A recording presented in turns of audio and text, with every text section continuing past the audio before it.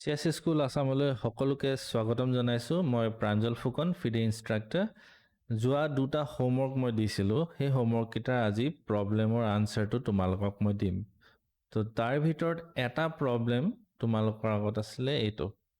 এই পজিশ্যনটোত মই কৈছিলোঁ নিজৰ বৰ্ডত পাতি ল'বা, পাতি পিনে ফুল কেলকুলেশ্যন কৰিবা। তো ইয়াত ব্লেকে খেলিছে queen H4 check, king G1। ইয়াত এটা চাল ৰুক ইনটু G2 দেখিবলৈ বিৰাট প্ৰমিজিং লাগে, কিন্তু এই চালটো ইমান এটা ভাল চাল নহয়। কিয় নহয়? কাৰণ rook takes pawn, king takes, bishop H3 check, king G1। এতিয়া কি হৈছে, ব্লেকৰ কুইনটোৱে এই দুটা স্কুৱেৰত চেক দিব নোৱাৰে, আৰু এইকেইটা স্কুৱেৰ অলৰেডি হোৱাইটে ডিফেণ্ড কৰি থৈছে।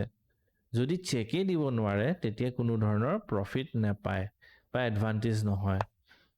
এই পজিশ্যনটোত কিন্তু আমি নিজৰ ৰজাটোক H2 স্কুৱেৰলৈ দিব নালাগে।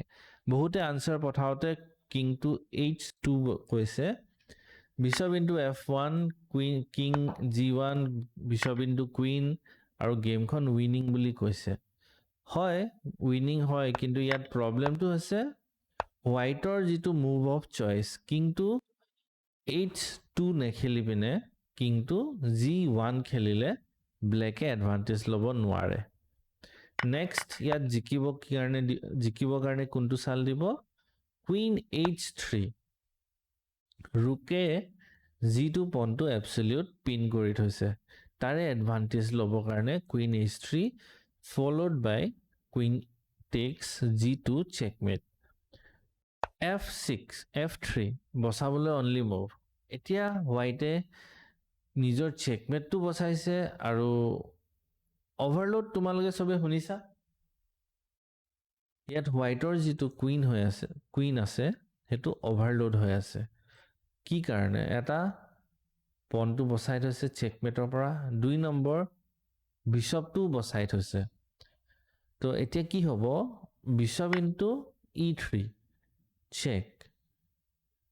হোৱাইটৰ ওচৰত অপশ্যন কি আছে? যদি কুইন টেক্স বিশ্বপ কৰে তেতিয়া কুইন টেক্স G2 চেকমেট।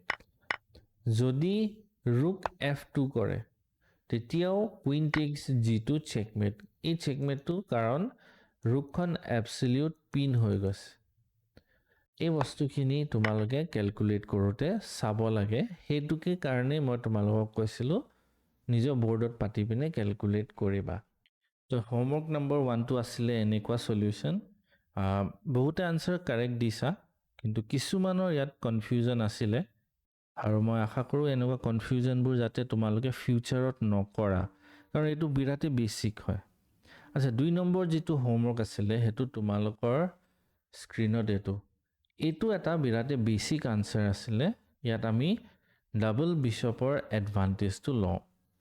কেনেকৈ? ইয়াত চোৱা, একদম চিম্পলকৈ বুজাই দিছোঁ। যদি আমাৰ এই বিশ্বপটো H7 যাব পাৰে তেতিয়া চেকমেট হয়। চোৱা, কিন্তু এতিয়া মাজত এটা পন আছে, আমি মাজৰ যিটো পন আছে সেইটো আঁতৰাব পাৰিলেই আমি বিশ্বপটো H7 চেকমেট কৰিব পাৰিম। যিসকলে ভুল আনচাৰ দিছা তেওঁলোকে কথাটো ভালকৈ বুজি লোৱা। তো এই পনটো কেনেকৈ আঁতৰাম? বাই কুইন টেক্স H5। ইয়াত চেকমেট থ্ৰেড দিছোঁ। চ' পন tax queen, bishop H7 checkmate. হয়, একদম ইজি আছিলে। তো যিসকলে আনচাৰ পাইছা ভেৰি গুড। বহুতে ট্ৰাই কৰিছা, আৰু ট্ৰাই কৰাটোৱে বহুত ভাল কথা। কাৰণ কেলে আমি ট্ৰাই নকৰোঁ, আমাৰ গেমছ ডেইলি প্ৰেক্টিছ নকৰোঁ।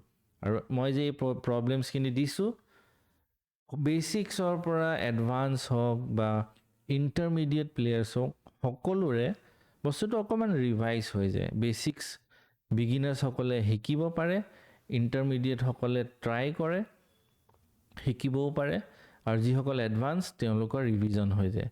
কাৰণ এডভান্সসকলৰ এটা প্ৰব্লেম, তেওঁলোকে ৰিভিজন নকৰে। আৰু এনেকৈ তোমালোকে ৰিভাইজ কৰি থাকিব পাৰিবা আৰু মোৰ লগত শিকি থাকিব পাৰিবা।